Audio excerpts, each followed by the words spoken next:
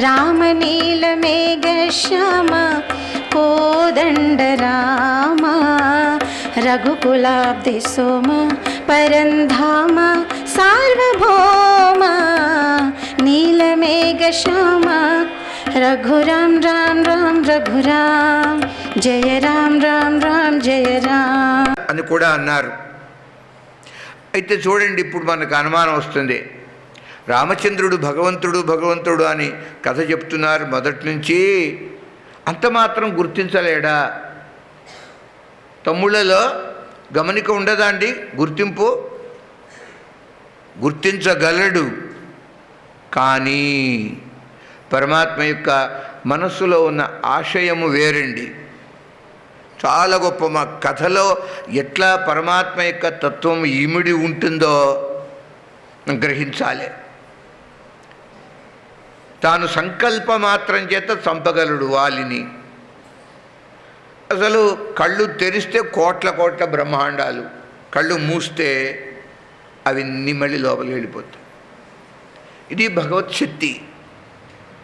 కేళిలోల విలస దృగ్జాల సంభూత నానా కంజాత భవండ కుంభక, అది పరమాత్మ శక్తి. మరి ఎందుకు ఇలా అంటున్నాడు వాలి? సుగ్రీవ, నీ మెళ్ళో ఒక మాలేసుకో, నాకు గుర్తుగా ఉంటుంది. అది కాదండి, అది కథ. పరమార్థం ఏమిటంటే, భగవంతుడు ఎవరి కంఠంలో మాల వేస్తాడో వాడిదే జయము విజయము అని భవిష్యత్ సూచన ఇది.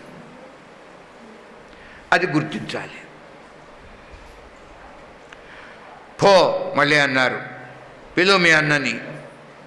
పుని అంటే మరల పుని నానా విధి బయలరాయి విట్టపవోటు దేఖహి రఘురాయి. భయంకరమైన ద్వంద్వ యుద్ధం. రాముడు ఒక చెట్టు చాటున ఉండి ఈ యుద్ధాన్ని తిలకించి, ఆహా ఆహా ఏమి వాలి, వాలి నీ మహాయోగం రా, నా బాణానికి నువ్వు చావబోతున్నావు, అంతకంటే నీకేం కావాలిరా ఇంకా పరమాత్మ అనుకుంటున్నారు.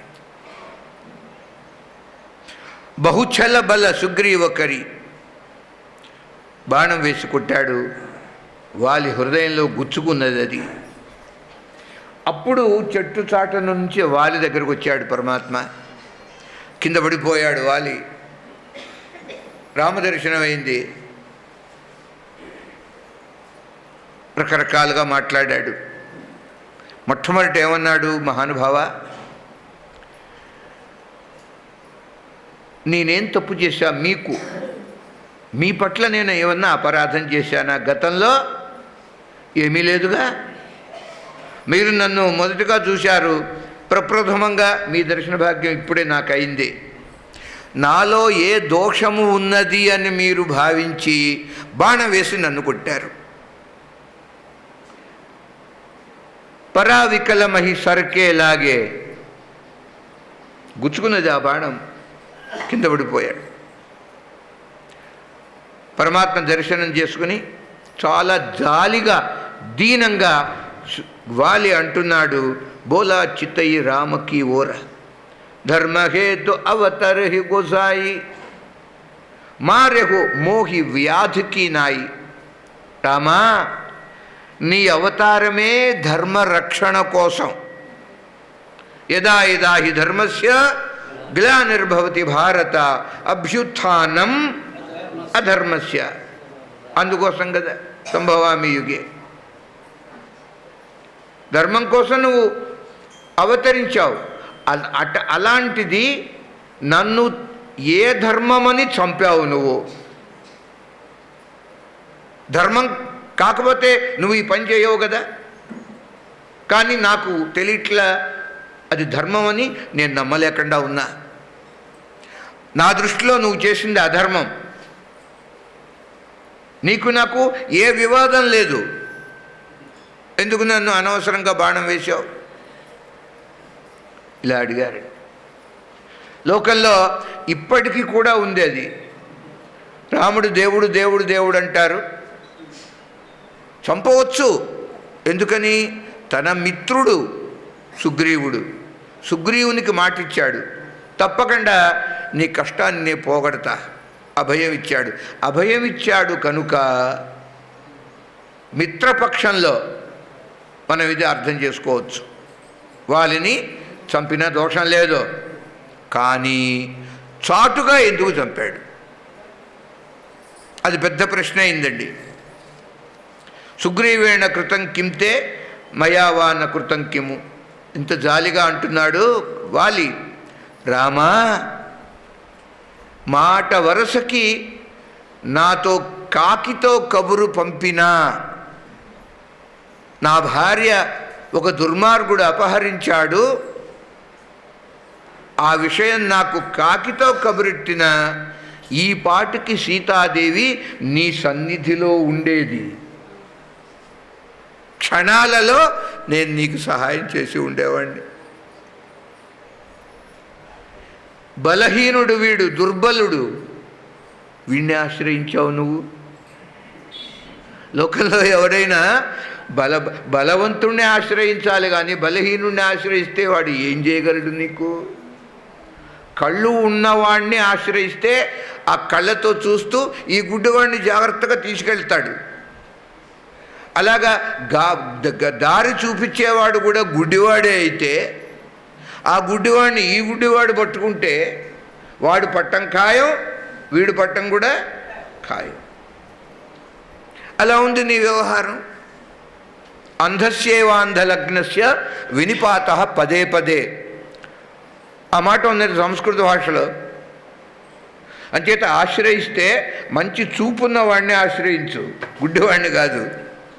కానీ నువ్వు అలా చేయలా. నేనేం తప్పు చేయలేదు అంటున్నాడండి. భయంకరంగా తప్పు చేసి తమ్ముణ్ణి అకారణంగా కొట్టి పంపించి భార్యను తాను చేపట్టి, ఇదంతా ధర్మమా? అధర్మం కాదా? ఇలా మాట్లాడుతున్నాడు. ఇది జీవలక్షణం అండి. మనం కూడా తప్పు చేసి నేనేం తప్పు చేశానో ఎదురు ప్రశ్న. జీవ స్వభావం అది. అంగీకరించాం తప్పుని, అంగీకరిస్తే అదొక రకంగా పశ్చాత్తాపం, ప్రాయశ్చిత్తంగా ఉంటుంది. ఉపరి దాన్ని కప్పిపుచ్చుకునే ప్రయత్నం చేయటం జీవధర్మం, జీవలక్షణం అలా ఉంది. అంచేది ఇద్దరు తమ్ముళ్ళు, ఇద్దరు జీవులేగా భగవంతుని దృష్టిలో. వాలి అలా అడుగుతున్నాడు. పరమాత్మ అన్నారు, ఒరే వాలి, నీ తమ్ముని భార్యరా నీకు చెల్లెలు అవుతుంది. అలాంటి మరదలు, వాళ్ళకి మరదలు అవుతుంది కదా, మరదలుని కూతురుని సమానంగా చూడాలి. నీ కూతురు నీకట్లనో నీ మరదలు నీకట్లా అన్నాడు పరమాత్మ. ఇది సనాతన ధర్మం. సోదరుని భార్యని నీవు అపహరించావు, మహాపాపం చేశావురా. ఇంతకంటే నువ్వు ఏం అధర్మం చేయాలి? ఇంకా నీ రాజధర్మాన్ని నువ్వు ఉల్లంఘించావు. రాజుగా ఉన్నాడు కిష్కింధకి. ఏమిటా రాజధర్మాన్ని? మూఢతోహి అతిశయ అభిమాన నారిసి ఖావన కరసి నక్కాన. మహామూర్ఖంగా నువ్వు ప్రవర్తించావు. నీ భార్య తార నీకు అనేక పర్యాయాలు చెప్పింది, కానీ నువ్వు వినలా. అహంకారం, అది దానికి ఫలితం. ఆ అహంకార ఫలం నువ్వు అనుభవిస్తున్నావు. ఇప్పుడు కూడా తార నిన్ను వద్దు వద్దు వలదు వలదు అని నిషేధించింది, అయినా వినిపించుకోకుండా నువ్వు అహంకారం కొద్దీ వచ్చావు. దురభిమానం, సుగ్రీవుణ్ణి చంపటానికి వచ్చావు నువ్వు. అది అధర్మం కాదా అన్నాడు. అందువలన నీవు పాపిష్టివాడివి, పైగా నువ్వు జంతువువి. ఈ జంతువుని మాకు హక్కు, అధికారం ఉన్నది. మా నాన్నగారు మా తమ్ముడికి భరతునికి అయోధ్య రాజ్యం ఇచ్చారు, నాకు అరణ్య రాజ్యం ఇచ్చారు. ఈ అరణ్యం మొత్తానికి నేను రాజుని. అరణ్యంలో నువ్వు ఉండి దోషం చేశావు, జంతువులాగా నిన్ను చంపా, ఏమి అధర్మం ఉందో చెప్పమన్నాడు పరమాత్మ. ఇంకేం మాట్లాడతాడండి? అయితే అప్పుడు సర్దుకుని తన దోషం, తన తప్పు తాను గ్రహించి ఏడ్చాడు. ఆ ఏడుపుతో కొంత దోషం పోతుందండి, పశ్చాత్తాపం. ఇప్పుడు విశ్వాసంతో అప్పుడు స్వామి ప్రభు, నేను అదృష్టవంతుణ్ణి, నా అంత్యకాలంలో మీ దర్శన భాగ్యం నాకు కలిగింది. ఇంతకంటే నా మహాయోగం ఏముంటుంది? ఇప్పుడు చెప్పండి, నేను పాపం చేశానా అని అడుగుతున్నాడు మళ్ళీ వాలి. ఇప్పటిదాకా నువ్వు పాపిష్టివాడివిరా, అధర్మం చేసావు, అన్యాయం చేసావు అంటుంటే, ఆహా ఏమీ అన్యాయం చేసినా మీ దర్శనం అయింది కదా స్వామి, ఇప్పుడు నాలో పాపం ఉందా? అంతే. భగవద్ దర్శనంతో సర్వపాప విముక్తి. అంత జాలిగా అడిగి ఆ గుచ్చుకున్న బాణం తీసేసి కొడుకుని పిలిచాడు, అంగదుణ్ణి పిలిచి పరమాత్మ చేతిలో పెట్టాడు. స్వామి ప్రభు, నా కుమారుడు వీడి యోగక్షేమాల బాధ్యత మీదే అన్నాడు. ఇంక నేను వెళ్ళిపోతాను. సునగు రామస్వామి సన చలన చాతురీ మోరి ప్రభు ఆజహుమై పాపి అంతకాలగతి తోరి.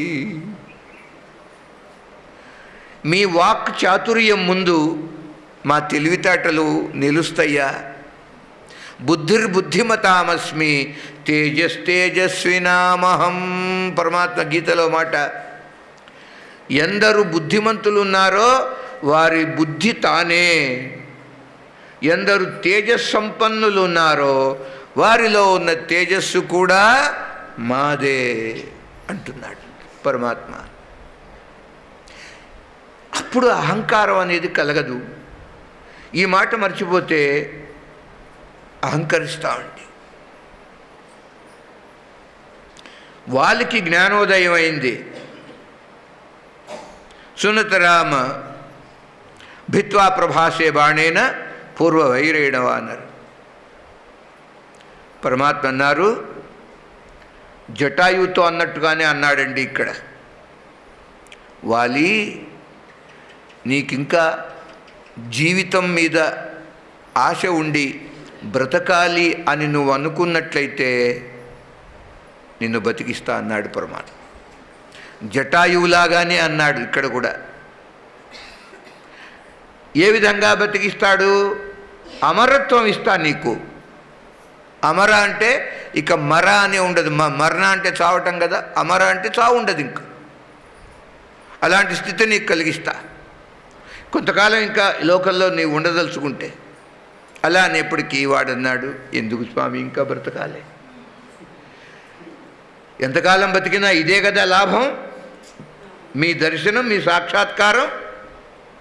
అది లేనప్పుడు ఎన్ని కోట్ల సంవత్సరాలు బ్రతికితే మాత్రం ప్రయోజనం ఉంది? ఏం లేదు. ఉడుముండదే 100 ఏండ్లును, పడి ఉండదే పేర్మి పాము 10 ఏండ్లును, మడుగున కొక్కెరై ఉండదే కడున్ ఇలా పురుషార్థపరుడు కావలే.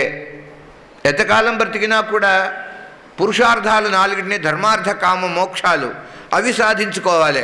అవి లేనప్పుడు ఎన్నేళ్ళు బ్రతికితే ఏం ప్రయోజనం? నీతి అంటున్నది ఉడుము అని ఉంటుంది. ఆ ఉడుము చాలా చాలా ఏళ్ళు బతుకుతుంది, ఏం లాభం? పాములు ఉన్నాయి 10 అంటే 1000 సంవత్సరాలు. సర్పానికి ఆయుర్దాయం అండి. పాములు దబ్బును చావు. గాలి పీలుస్తూ ఏదో అంటారు గాలి జంతువులను కూడా తంపి తింటుంది, కప్పల్ని తినేస్తాయి పాములు. కనుక అది బతుకుంటుంది. ఏమిటి సాధించినట్టు? పురుషార్థపరుడు కావాలి బ్రతుకున్నంతలో. అలా భగవంతుణ్ణి ఇంకా నేను నీకు ఆయుర్దాయం ఇస్తాను అంటే అక్కర్లేదన్న నమస్కారం పెట్టి, జనమ జనమ ముని జతన కరాహి అంతరామ కహి ఆవత నాహి. గొప్ప మాట అండి. వేల వేల జన్మలు పొంది కూడా అంత్యకాలంలో ఈ రామనామస్మరణ చేయటానికి వాడు నోచుకోడండి. ఎన్ని జన్మలైనవి, గతంలో ఏ జన్మలో అయినా ప్రాణప్రయాణ సమయే కఫవాత పిత్తై కంఠావరోధన విధౌ స్మరణం కుతస్తే. ఆ సమయంలో శరీరం మన అదుపులో ఉండదు, మనస్సు మన అదుపులో ఉండదు, నామస్మరణకి అవకాశం లేదు. నిజంగా గతంలో నామస్మరణ చేసినట్లయితే ఎప్పుడు ప్రాణప్రయాణ సమయంలో, మళ్ళీ అసలు పుట్టాము అంటే అది గత జన్మలో చేయలా. ఇదే నిదర్శనం. కనీసం ఇప్పుడైనా అలా అభ్యసించు, అప్పుడు నామస్మరణ గుర్తుకు రావాలి. అప్పలంగా అప్పటికప్పుడు అప్పనంగా రమ్మంటే రాదు. అలా అని మీ స్మరణే కాదు, సాక్షాత్తు మాకు కంటికి మీరు ప్రత్యక్షంగా కనిపిస్తున్నారు రామా, ఇంతకంటే ప్రయోజనం జీవితానికి ఏముంటుంది, నేను బతకాలని అనుకోట్ల చాలు. కానీ కొద్దిగా ఈ కుమారుడు అంగదుడు, వీని మీద మాకు కొంచెం భ్రాంతి ఉంది. భ్రాంతి, కొడుకు కదండి, అయ్యో వదిలిపెట్టిపోతున్నానే, ఇక నాకు ఆ భయం కూడా లేదు, మీకు అప్పగించిపోతున్నా వీణ్ణి. అలా అని మమలోచన గోచర సొయ్ ఆన బహురికి ప్రభు అస బనిహి బనావి. ఎంత లేచి మహాతపస్సులకి యోగులకు కూడా కనిపించని నీవు నా కంటికి ప్రత్యక్షంగా గోచరమయ్యావు. అలా వాలి అద్భుతమైన స్తోత్రం చేస్తాడు. అలా స్తోత్రవాక్యాలు పలికి భగవంతుణ్ణి ప్రార్థిస్తూ రామచంద్రమూర్తి యొక్క ఒడిలో తన శిరస్సు పెట్టుకుని వాలి స్వర్గలోకానికి వెళ్ళిపోయాడు. భక్తవత్సల భగవానికి జై. ఆ విధంగా ఇమాంచమాలాం ఆధత్స్వ దివ్యాం, ఆ మాల యొక్క ప్రభావం చేత గుర్తించి వాలిని సంహరించాడు భగవంతుడు. సుగ్రీవుణ్ణి కిష్కింధకి పట్టాభిషేకం చేశారు. తారాదేవి భయంకరంగా రోధించింది. తార అయితే పంచకన్యలలో తార కూడా ఒకతే. మన సనాతన ధర్మంలో 5 నిత్య కన్యలు, నిత్య సుమంగళిలాగా. అందులో తారా మండోదరి తథ తారాదేవి, సీతాదేవి, అహల్య, వీరందరూ కూడా ఈ పంచకన్యలలో వారండి. కనుక చాలా మహాపతివ్రతండి తార. అంత పతి ప్రేమ. విలపించింది తార.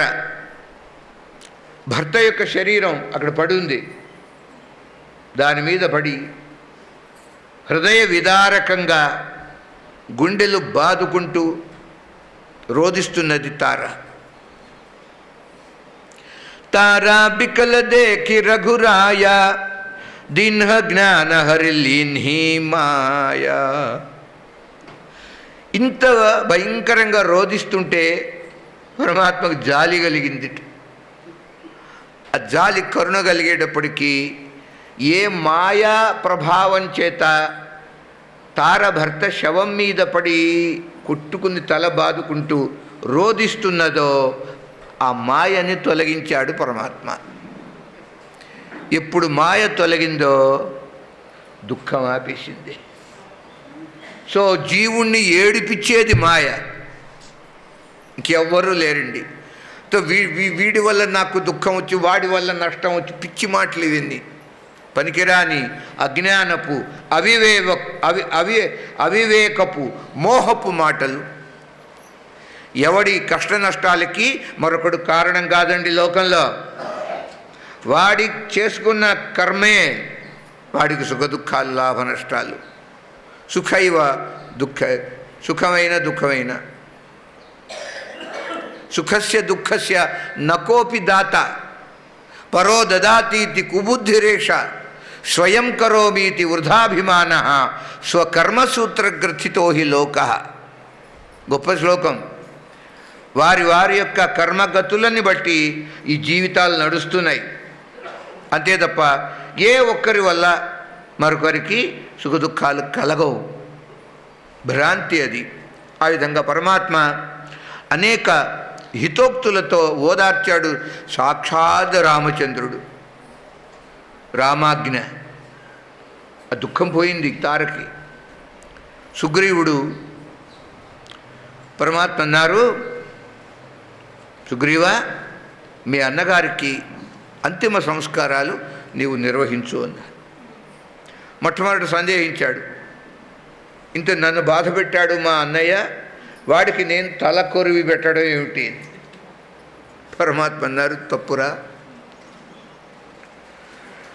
ఈ వైరము, విరోధము, శత్రుత్వము ఎంతవరకు? మనిషి బ్రతికున్నంతవరకు. ఈ రోజున మీ అన్న బ్రతికిలేడుగా, ఇంకా నీకు విరోధం ఏమిటి? భగవంతుని వాక్యాలండి.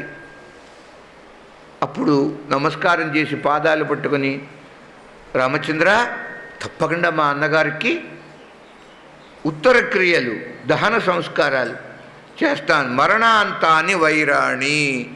వైరము ఎంతవరకు? మరణించే వరకే ఆ మనిషితో. అసలు అది కూడా కూడదు. వైరం ఎవరు పెట్టుకుంటాడండి? ఎవడి మనసులో ద్వేషం ఉంటుందో అట్టివాడు వైరం పెట్టుకుంటాడు అవతల వాడితో. ద్వేషం పనికిరాదంటాడు పరమాత్మ. అద్వేష్ట అద్వేష్ట సర్వభూతానాం. అంటే కొంతమందిని ద్వేషించు, మరి కొంతమందిని ద్వేషించకుండా ఉండు అని కృష్ణుడు గీతలో చెప్పారండి. సర్వభూతానాం అద్వేష్ట. మన మనసే ఆగదు. ఆవేశంతో తిడతాం, కొడతాం, ఎదురు తిరుగుతాం. మైత్ర కరుణయేవచ నిర్మమ నిరహంకార సమదుఃఖ సుఖ క్షమి. ఇవండి భక్తుని యొక్క లక్షణాలు. ఇవి లేకపోతే నువ్వు భక్తుడివి కావు. లోకాన్ని మోసగిస్తున్నావు, నిన్ను నువ్వు మోసగించుకుంటున్నావు. ఆత్మవంచన, జగద్వంచన, రెండు రకాల వంచనలు. పరమాత్మకు తెలియకుండా ఉంటుందా? లోకాన్ని మోసగిస్తాం, లోకేశ్వరుణ్ణి మోసగించలేం. తప్పకుండా అనుభవించాలి. అందువలన సుగ్రీవుడు పట్టాభిషేకం జరిగింది. భగవంతుని రామచంద్ర ప్రభు మా కిష్కింధ నగరానికి మీరు దయచేయండి అన్నాడు. నగరంలోకి ఆహ్వానించాడు. పరమాత్మ అన్నారు, చెప్పాడు, 14 సంవత్సరాల కాలం మా నాన్నగారు నాకు అరణ్యమే వాసముగా ఇచ్చారు. ఏ గ్రామంలోకి, ఏ నగరంలోకి మేము రామన్నారు. చూడండి ఎంత కట్టుబడి ఉంటాడో రామచంద్రమూర్తి. ప్రతిజ్ఞాపాలనం, నియమ పాలనం. మీరు రావన్నారు. విభీషణుడు కూడా అలాగే అంటాడు. లంకలో వెళ్ళలా, లంకానగరంలోకి. అంగదు సహిత కరహు తుమ రాజు సంతత హృదయ ధరేహు మమ కాజు. సుగ్రీవా, మీ అన్నగారి కుమారుడు అంగదుడు నీకు కూడా కొడుకుతో సమానం. అంగదుని యొక్క మంచి చెడు నీదే బాధ్యత పరమాత్మ అంటున్నారు. వాలి అంగదుడిని తనకు అప్పగిస్తే పరమాత్మ బాబాయి పినతండ్రికి అప్పగించాడు. వీడి జాగ్రత్తగా చూసుకో నువ్వు. ఈ విధంగా ఇంతకాలం నువ్వు భార్యా వియోగాన్ని అనుభవించావు, సుఖపడు. అయితే ఈ సుఖంలో నాకు ఇచ్చిన మాట మర్చిపో మా అక్క అన్నాడు పరమాత్మ. ఎందుకంటే జీవ స్వభావం, ధర్మం అండి. మాట ఇచ్చి కూడా మర్చిపోతాం. అలా ద్రుపదుడు మాట ఇచ్చాడు ద్రోణునికి మహాభారతంలో. వాళ్ళిద్దరూ కలిసి చదువుకున్నారు గురువు దగ్గర, ఒకే గురువు దగ్గర. ద్రోణుడు మహాదరిద్రం అనుభవిస్తున్నాడు. పిల్లవాడు అశ్వత్థామ, పసితనం. పసిపిల్లవాడైన అశ్వత్థామకి పాలు పట్టడానికి కూడా వారి దగ్గర ధనం లేదు. ఒక్క గోవు లేదండి. ఆ రోజుల్లో ఎంత గోజాతి ఉండేదో. అయినా దరిద్రం అంటే అది. ఎవరెవరికో ఉన్నాయి గోవులు, వారికి లేవు. కనీసం ఒక గోవు ఉంటే పిల్లవాడికి తల్లిపాలు లేకపోయినా ఆ ఆవు పాలు పట్టే ప్రయత్నం, అది కూడా లేదు. ఆ దరిద్రం చూచి ద్రుపదుడు ఉన్నాడు, మిత్రమా మన ఇద్దరం చాలా స్నేహంగా ఉన్నాం కనుక ఎప్పటికైనా సరే నేను రాజునవుతాను. ఆ రాజును అయిన తర్వాత నువ్వు ఒక్కసారి నన్ను కలిస్తే నీ దరిద్రం నేను పోగొడతా అన్నాడు. మాట అన్నాడు. అన్నట్టుగా కొంతకాలానికి ద్రుపదుడు రాజయ్యాడు. ఈ సంగతి తెలిసి తానే అన్నాడుగా, ద్రోణుడు వచ్చాడు రాజసభకి. సభకి అసలు చూచి వచ్చినవాడు ద్రోణుడు అని గుర్తించాడు. గుర్తించిన వెంటనే తన మాట ప్రకారంగా ఆదరించాలిగా.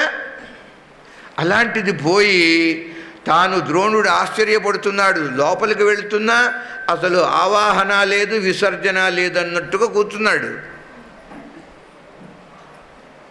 ఏదో వచ్చాంగా దరిద్ర బాధ, తప్పనిసరిగా నేను ఫలానా చెప్పుకున్నాడు.